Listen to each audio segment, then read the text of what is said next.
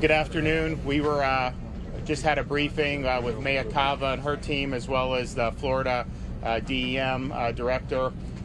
We are very thankful for all the hard work that we've seen over this last day and a half, particularly by our first responders.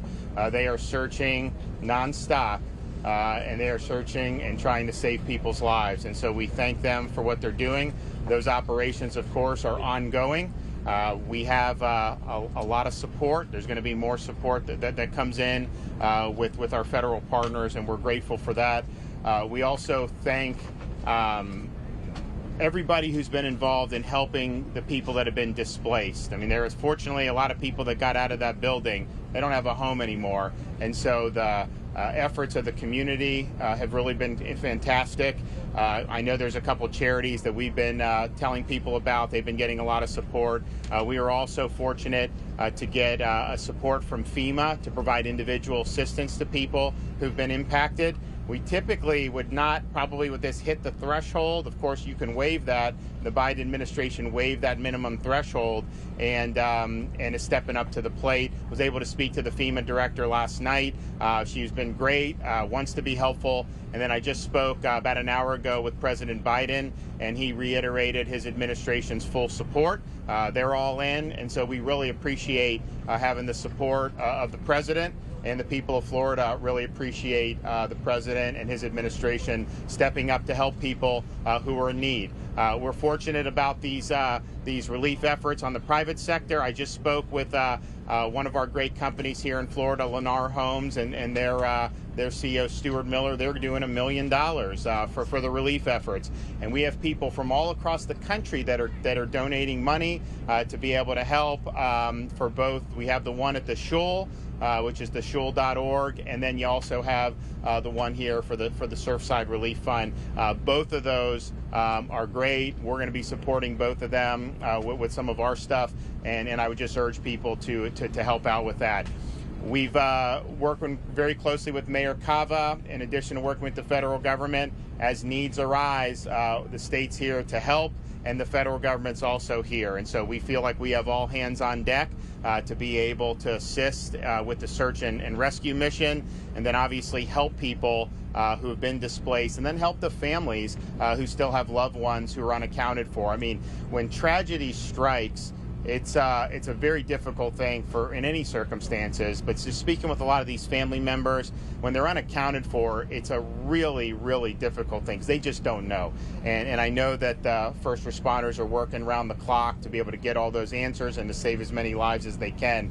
But this has been a really, really difficult thing. And so I just thank the community for really coming together, both here in Surfside, Miami-Dade, and really throughout Florida and throughout the country.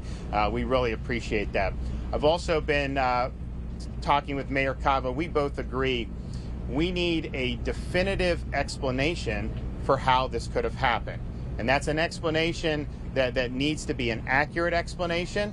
It's an explanation that we don't want to get wrong, obviously. But at the same time, I do think it's important that it's timely because you have a lot of families here. You have families that lost loved ones in this building collapse. They have a right to know. You have other folks who were able to get out safely, but then lost their homes.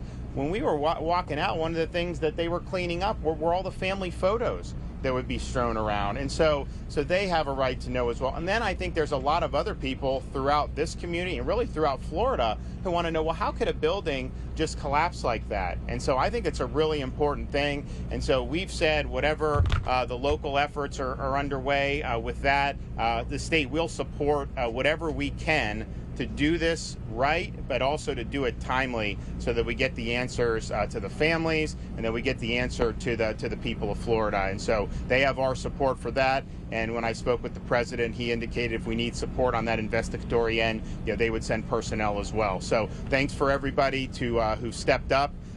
We have a lot of heroes in our midst here over the last day and a half, and God bless them. And also just thank people who've sent their thoughts and prayers and have made donations. I think that when you see something like this, it really is a unique type of tragedy to have in the middle of the night half of a building just collapse like that. And it's tough. It's been gut-wrenching for an awful lot of people. But I'll tell you, nobody is quitting here. And we are going to stand by those families, and we're going to stand by everyone that's been displaced. You can guarantee that. Mayor? Thank you, Governor. Fix this for you there.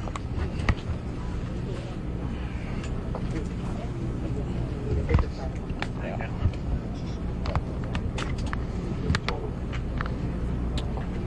All right, and now Miami-Dade County Mayor Diana Levine Cava.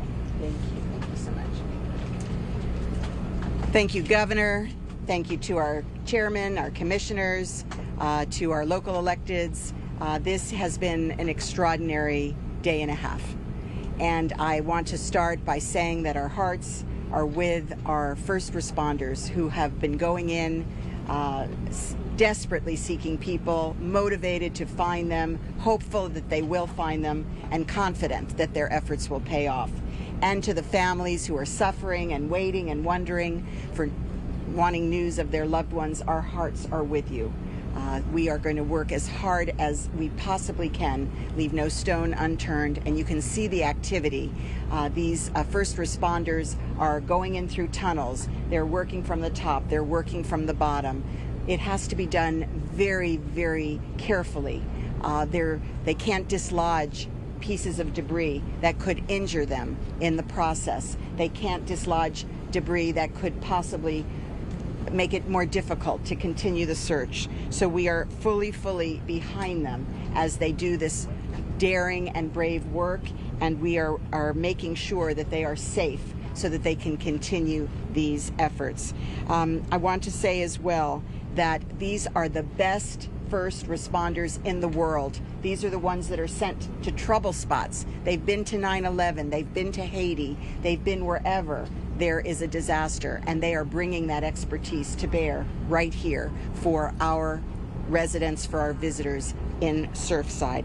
So while we continue to do everything we can locally and with the support of all of these jurisdictions, we are so grateful that FEMA has come to our side.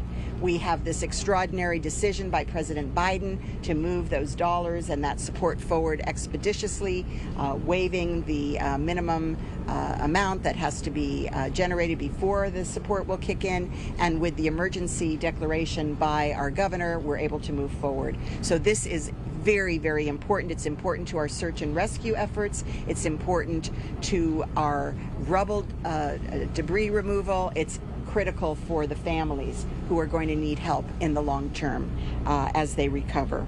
So I think you all know the numbers have not changed since the morning. We have 127 people that are accounted for, 159 that have been identified as possibly being on the site, unaccounted for, and we have 4, sadly, who we have lost and we will be burying. So we are now providing briefings to the waiting families every 4 hours in the Family Reunification Center.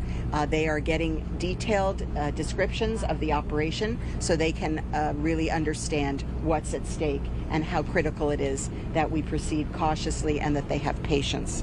We're very grateful to everyone who's contributed. Lennar Corporation, that's extraordinary. We've set up a fund that's already generated $100,000 from donations, and we welcome that support. Aquí estamos día y medio después de la tragedia y estamos trabajando. All right, Mayor Levine Cava speaking to our Spanish-speaking community. While she does that, we're going to briefly go over some of the key things that she and Governor DeSantis said, mainly when it comes to donations. A pretty large donation coming from Lennar Homes donated $1 million, and we heard Mayor Cava mention that the relief fund already has $100,000 in it, relief fund for Surfside specifically.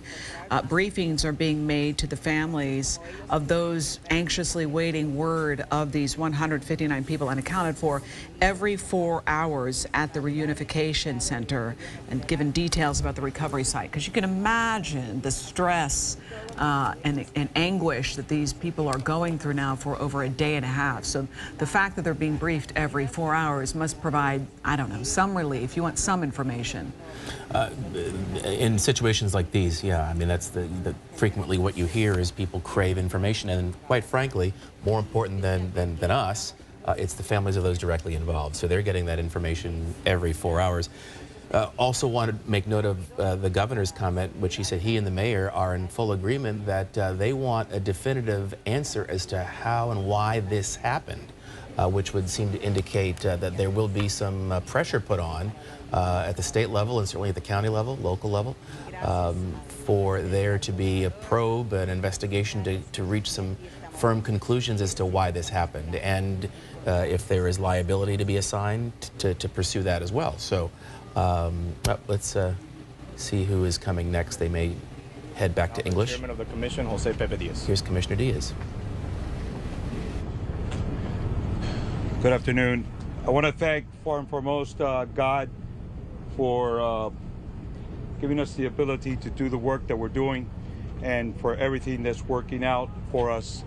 Besides that, I want to start out with our president and say thank you to him and his whole team and everything that's involved on the federal side, including our senators that have called in and been here, and of course our congressional people.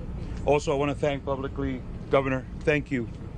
Thank you for being here. Thank you for finding the companies that are willing to donate and put their part into helping, and that's incredible. On behalf of County Commission, we all want to thank you and your team. Besides that, Mayor, thank you for the work you're doing. As far as my colleagues too, we're all working together as a community to do the very best we can. We are blessed that we have the best team, one of the best teams in the world, our USAR and fire team that is constantly working since the moment this started, and they continue on. They do not stop. They work around the clock in the rain and the lightning, and small fires have taken place. They haven't stopped searching, and they'll continue to do so. This is the kind of people that really step up to the plate when the problem is happening. Everybody's running in one direction. They're running into the problem.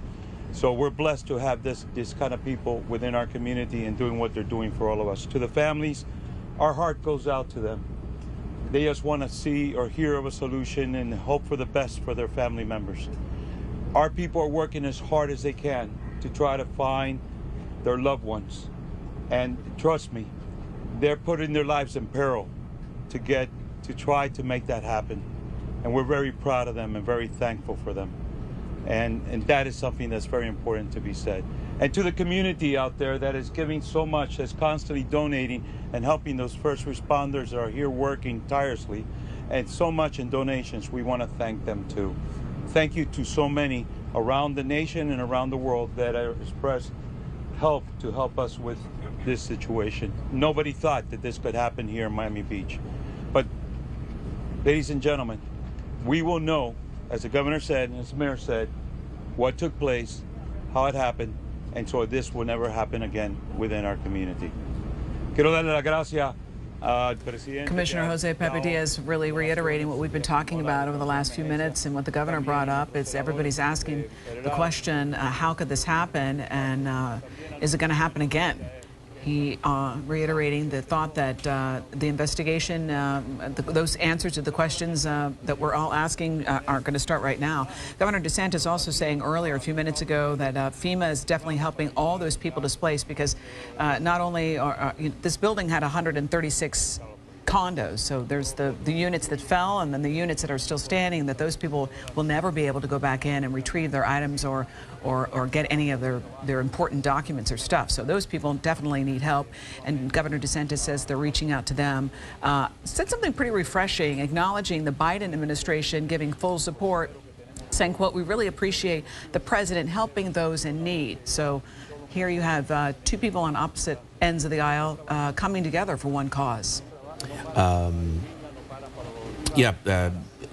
Both the mayor and the governor and Commissioner Diaz offered thanks to the White House for, the governor mentioned that the threshold, what they seem to be indicating is that the level of this disaster, while hugely tragic, may not have been at the point at which it would have been eligible for some of this federal relief, but the White House, the president, waived that requirement, making this incident eligible for the level of federal relief that it's going to get. And they thanked the president for doing that. And again, We talk about the people who, and a number of them who are now homeless. And relief is coming on two fronts. FEMA, from the federal level, will provide assistance to help people secure new places to stay. And on the philanthropic end, Lennar Homes with a $1 million donation. $100,000 has been raised for a fund set up by Miami-Dade County to benefit the victims. Oliver Gilbert. And let's go back. Today I actually wore my 305 t-shirt. I wore my 305 t-shirt because I wanted to remind us who we were and how strong we are and how we get through things. But this is a tragedy, but we've gotten through tragedies before. And how we get through it is like this. It's like having a governor who steps up and steps in. It's having a president who cares and leads with his heart. It's having a mayor who's out here tirelessly, a chairman and a commission who all stand together, commissioners from every part of this county, people all over this county, people all over this country actually praying. This is independent of the rain and the overcast. I understand how dark this day is. I understand the possibility exists that it gets darker, that it gets sadder. But we have to always understand that we can get through anything together. And that's this. We wrap ourselves around those families with our resources and our love and our effort and our work, because we're going to keep working and we're going to keep praying. That's what this community does. That's what's gotten us through hurricanes. That's what's gotten us through every tragedy we've ever experienced. Our togetherness, our sense of community. I'm happy to have a president, a governor, a mayor, a chairman of the county commission. We all understand that. We all understand that. It's important that you all understand it. And understand that your role in this, if you can hear my voice, please donate, help these families. But most of all, please pray. Please pray. Look, my dad was a Baptist pastor. The fervent prayers of the righteous availeth much. That means if we all pray and we all agree and we all actually believe, it can actually do something for us. But let's make it do something for us. How do I say that in Spanish? Recen, Rezan? oren. Oren, por favor. There you go. There you go. All right. There you go. You said it very well. Thank you, Vice Chairman. And now Commissioner Raquel Regalado. Bueno, yo voy a empezar en español. Primero, muchas gracias por la oportunidad. Commissioner Regalado is starting in Spanish, a little pep rally of sorts from Commissioner Gilbert. And you can see it in these officials' faces, and we can definitely see it in search and rescue if we ever get close to their faces. This is such the grief in everybody's face, and of course the family members we just feel for. To the right of your screen is video, I believe. I don't think this is a live picture, but you can see. Oh, it is a live picture. All right. No, it's not. But this is what they're doing today. Search and rescue on top of the debris. Okay, I'm told it is live pictures of the news conference going on to the left and search and rescue going on to the right. And we've been watching these dogs still very actively trying to pick up any scent. We need to remember, and Craig and I have been talking about this for the last hour or so, and Miami-Dade Fire Rescue also pointed this out. This is the rescue efforts we're looking at on top of the debris, but there's also a large rescue effort going on below as they create these tunnels, trying to listen for sound and trying to find any hopeful signs of life. But this dog has been pretty active, trying to pick up on any scent. And a part of the method that's used is just the silence and whether you listen for the shifting of the debris, which obviously makes noise, or the faint sounds of someone, and they respond, they focus on those areas where they get those hits, if you will. Struck one thing by the news conference as we watched Commissioner Regalado. In terms of making news, not a lot of news has come out of this. The numbers have not changed thus far. But I think in times of crisis, what a community looks for is reassurance, because there's so much uncertainty, there's so much... A few hours ago, all right, I'll finish my thought. We'll go back to Commissioner Regalado. The president declared this a state of emergency, and that's important for everyone to understand. This is still a very dangerous site, and we're with the families, and we want to give them answers, just like we want to give the community answers. And we want answers ourselves, and we've been very clear about that internally and to the public. But this is still a very dangerous place. We had an initial tragedy. That tragedy is compounded through the search and recovery effort, and we want to ensure that it does not become more tragic because we do not take the right path. So we ask you to be patient, to understand that this is an ongoing process. The weather doesn't help. The nature of the tragedy doesn't help. but we're doing everything in our power, and we thank our locals for helping, the cities that have stepped up, the commissioners, obviously FEMA, the governor. It's really been an enormous show of support, and we're really grateful for that, and that's why we ask you for your patience and your understanding. Thank you. Thank you, Commissioner. And now from the Florida Division of Emergency Management, Kevin Guthrie. Thank you. I'll be very brief. First of all, I want to thank the governor for his leadership and stepping up and just, giving me the authority to get whatever we need to get from the state resources here to help handle the situation. I will give an update real quick on state resources.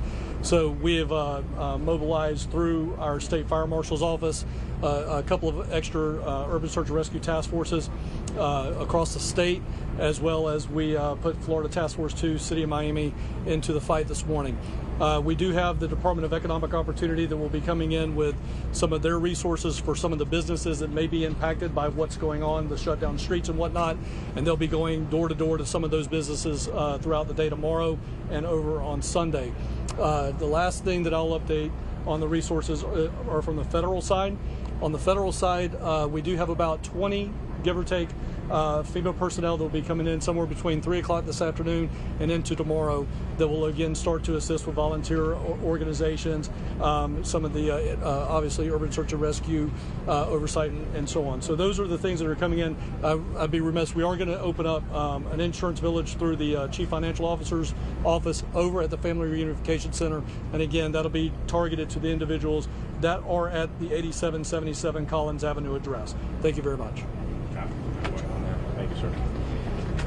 There are no new updates right now from public safety since the briefing this morning. However, we are going to be answering questions. Please raise your hands. You'll be selected, and then we'll take it from there so we can be assertive. Go ahead, sir.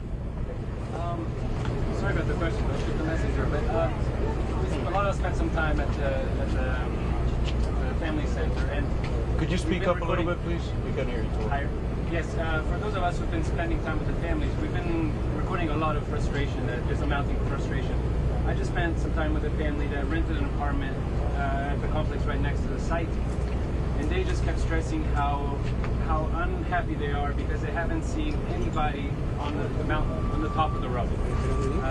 We explained that most of it is happening from underneath, but there's just a lot of families are very unhappy with the numbers, and visually they don't see what they want to see, I guess. So if you could address that.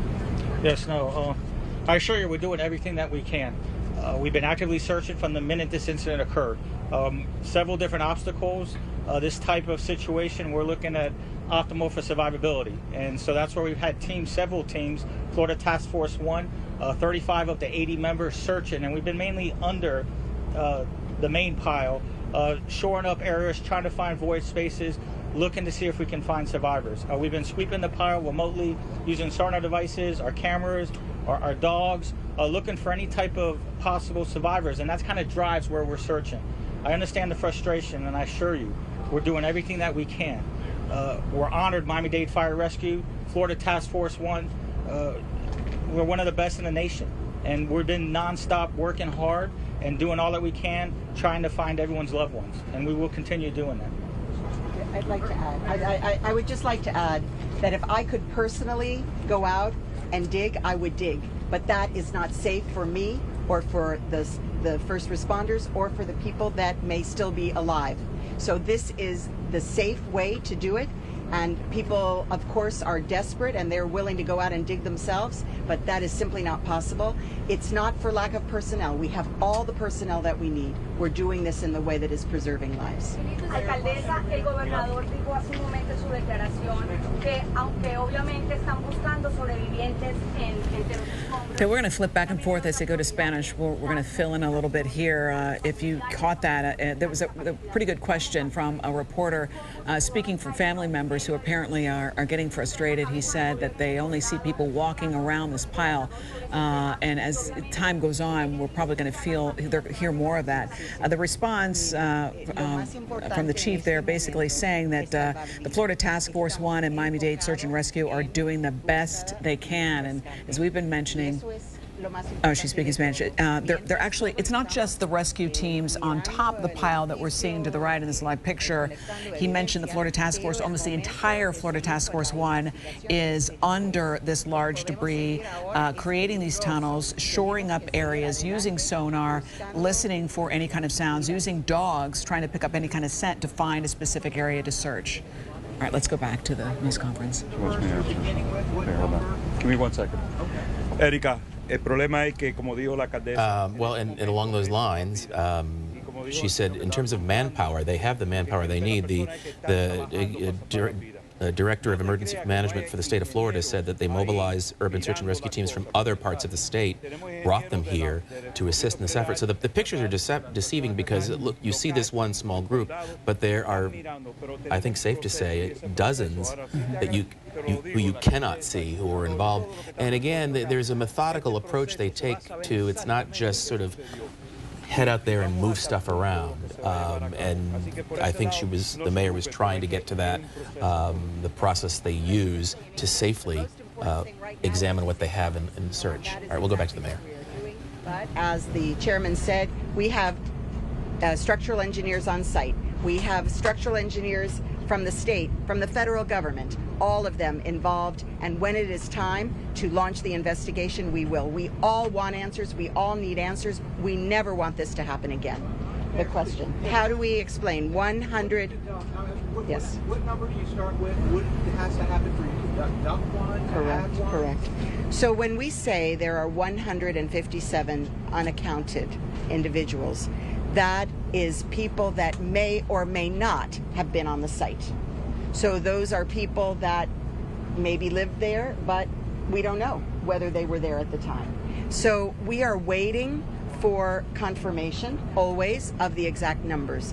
People may materialize. We may identify them. They may be out of contact, and then we take them off that list.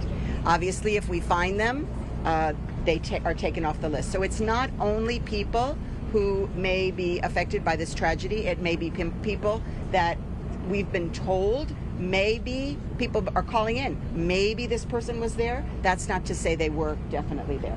It was 159 yesterday. Is it now 157? What's the...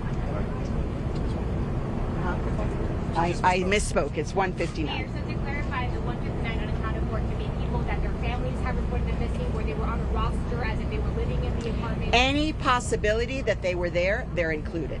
So then we do our very best to find where they might be, and then we can take them off the list. Yes. Okay, last question here. Louder. Speak up. Okay, we can. I was hoping that maybe the fire department could expand on the location where the individuals were found overnight and describe some of the efforts that were required. Yeah, so as we're going through, there's different strategies that we attempt. Starting off, obviously, we're looking where we feel there's that void space, or where we think that there's the greatest potential, and that's kind of where we're located. That's where we've been going through the parking garage underneath, tunneling under shore and looking for that area. Different areas now, as you see, we have more heavy equipment coming through. You see us working more on top of the pile as well. And so that's where some of the individuals, have been found as we're going through it, locating, bringing in heavier equipment, doing different aspects. So, I can't give you specifics of where we located, but we are, coming up with a search plan per se, where we develop grids and we go through different areas. But again, what drives that is different things that we see. When we use our dogs and different signals, when we're using sonar equipment, different signals, using our cameras, different signals, as well as just when we're in there and searching and what we come across. So that's what we've established so far, and we'll continue moving forward, hopefully with some form of positive outcome. Following up, are there any air quality concerns, and are there any special equipment that first responders are using because of those concerns? Yes, absolutely. We have air respirators that we use when we're definitely underneath and we're doing certain components. We bring in vent fans, so we definitely try to circulate, again, in minimal space. So when we find a void space and we find different opportunities, we definitely will try to circulate air through there to assist with that. Thank you, Chief. Thank you.